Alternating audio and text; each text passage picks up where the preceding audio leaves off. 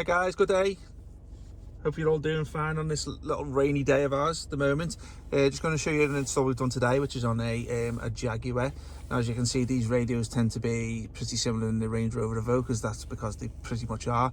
So it's an MMI box that's just gone into a Jaguar today, which has got the existing Harman Kardon infotainment system.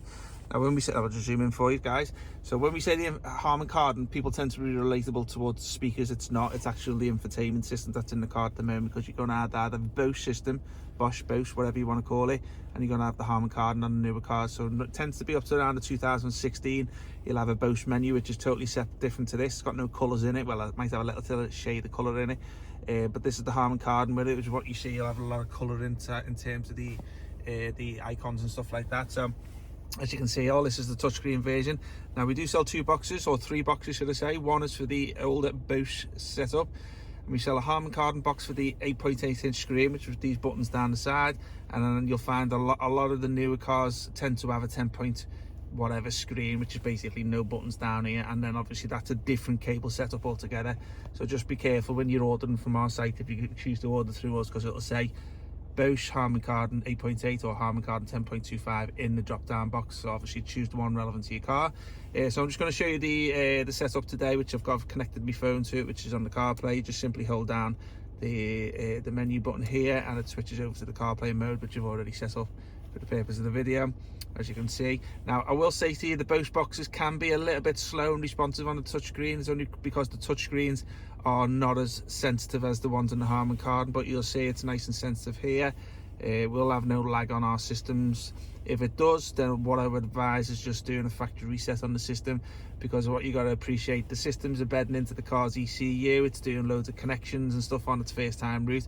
So what we always advise is set up the system in the car, play around with it for the day, do a factory reset, and then basically set it all up again. Only reason being because it can pick up the odd little bug within its first 24 hours. Not really a written rule that you know about, but just being in the industry and selling these systems day in, day out, that we do know how they can pick up a little bug within the 24 hours. It's just because they're working overtime in terms of how it's connected into the car's ECU and the CAN bus and all that sort of thing. Like, so just be mindful. Any connection issues within the first 24 hours, just do a factory reset. We can send you them details over if you need to do so. As you can see, this is our CarPlay setup here, which has brought a lot of apps from the phone. So just bear in mind, CarPlay doesn't bring over YouTube, Netflix, or nothing like that. It can't movie stream or nothing like that. It's all basically on music apps, text messaging apps, GPS maps. Oh, sorry, say music apps. Sorry, music. Like Spotify and stuff like that. If you want to go back to the home page, simply do that one there. And this is where obviously the home page here. You got your CarPlay set up, Android Auto for Android phones. You got your screen mirroring. You got your Bluetooth, and you got your music there. Anything on here? Yes, video. You can play videos and stuff through a USB pen, but I'll be truthful with you, it's not that great, especially when you're using large files and stuff like that. It might be fine, but I'd rather be honest with you. CarPlay, Android Auto is fine. They are good on the videos, but as I say, they can be a little bit flaky, and that's the whole industry.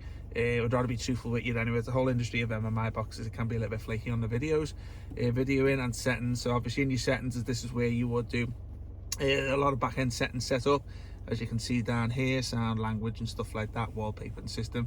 So if you want to go back to the CarPlay, just pretty much go onto there, and then it comes back on. So you can see it's really quick, the system. These boxes are, as I say, the HK ones for the Harman Kardon, and we do sell the Bose ones. So if you've got any questions, get in touch, and I hope you like the video, and I'll bring you another one soon. Take care, guys. Bye bye.